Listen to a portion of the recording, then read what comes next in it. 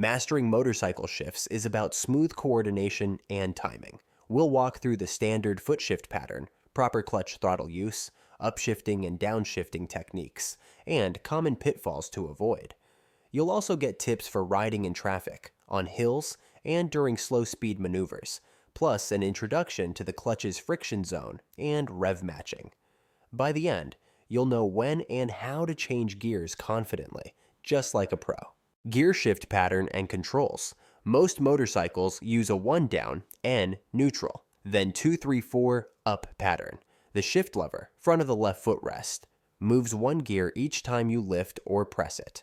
For example, lift the lever up firmly to go up 1 gear. Press it down to go down 1 gear. When the lever is released, a spring returns it to center so it's ready for the next shift. A typical pattern is 1, N2, 3, 4, 5, or 6 on 6 speeds. Neutral is found by a half shift. Lift from first or press from second only part way. Always use your left foot on the shift pedal and keep your toes up so they don't catch on the road. When stopped, the MSF advises keeping the bike in first gear rather than neutral, so you can move off quickly. Practice moving in and out of each gear smoothly before riding in traffic.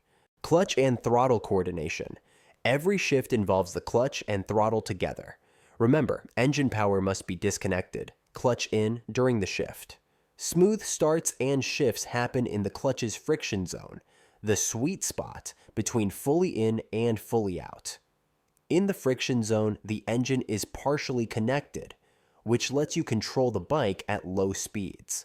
To find it, put the bike in first gear and slowly release the clutch until the bike just starts to pull forward.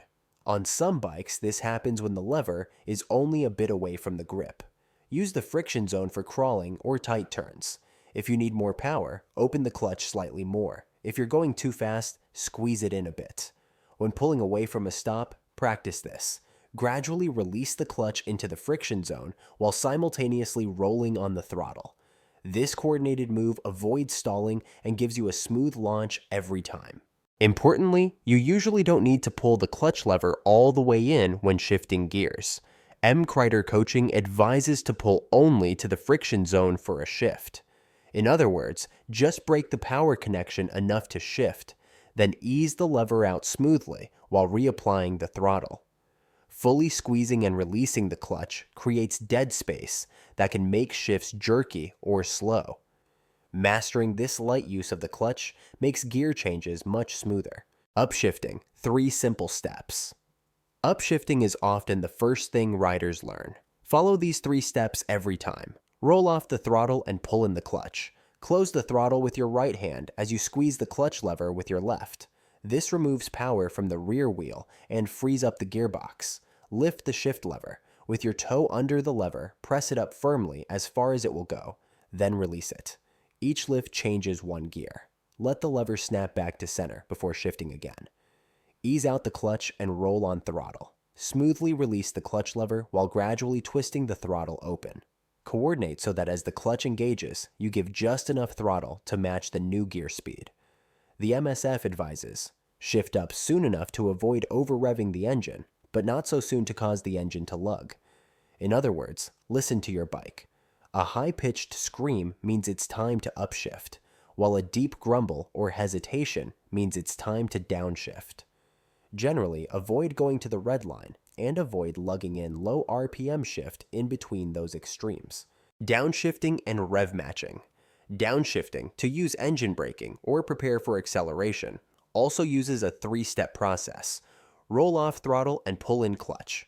Close the throttle and squeeze the clutch in. Press the shift lever down. With your foot, tap the lever down firmly, 1 click into the next lower gear. Make sure you're already slow enough. Shifting too early can make the bike jerk.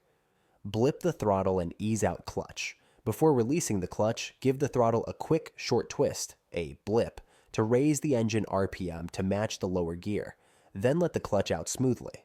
This rev matching technique, giving the engine a quick burst of throttle while the clutch is in, smooths the shift by aligning engine and wheel speeds. Cycle World's Riding Skills series emphasizes that a proper blip keeps the bike calm and prevents rear wheel hop on downshifts. In practice, try to time the blip so the engine spins just up to where it would be in the lower gear at your current speed. Then ease the clutch out gently. Finally, stay in the friction zone as you complete the downshift. MSF notes that rolling on the throttle slightly while easing out the clutch helps the engine come up to speed more quickly and makes the shift smoother. In other words, get the engine RPM and wheel speed to match before the clutch fully grabs. Downshifting inherently causes engine braking, slowing the bike. To use that effectively, shift one gear at a time and hold the clutch in the friction zone between shifts. Only let the clutch out fully after the revs stabilize in the new gear. This way, you slow the bike with each gear stage. MSF warns, always downshift gradually. Shifting too fast can make the rear wheel skid. Engine braking. Keep in mind that dropping gears causes deceleration, similar to braking. For big speed drops, like coming to a stop or braking into a turn, use your brakes and shift down carefully. Don't rely solely on downshifting to stop. MSF still recommends using both brakes normally when slowing. Riding in traffic, hills, and slow maneuvers. In traffic, stay in first or second gear, not neutral, and manage your speed with the friction zone and brakes.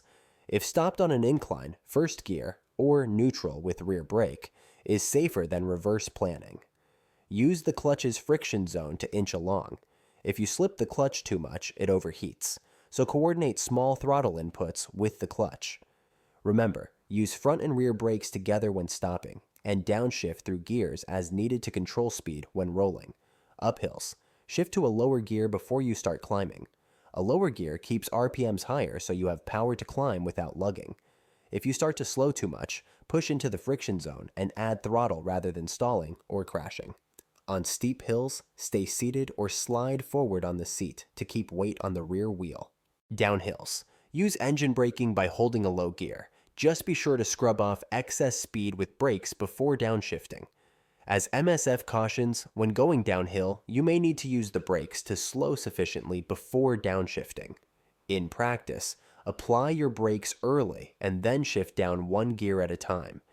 Keeping a low gear on a descent helps control speed without riding the brakes. Slow maneuvers. Practice figure eights and tight turns at low speed in an empty lot. Use the friction zone technique to balance throttle and clutch. If the bike is too slow or you risk stalling, ease the clutch out a bit more. If it's jerky or accelerating too fast, pull it in slightly. Turn by looking through the corner and gently modulating the throttle clutch balance. Lee Parks, Total Control, and other experts emphasize that slow speed control is built on mastering the friction zone. Think of your left hand as a fine throttle during U-turns. A good rule of thumb is shift up before the engine hits its red line and shift down before it falls too low.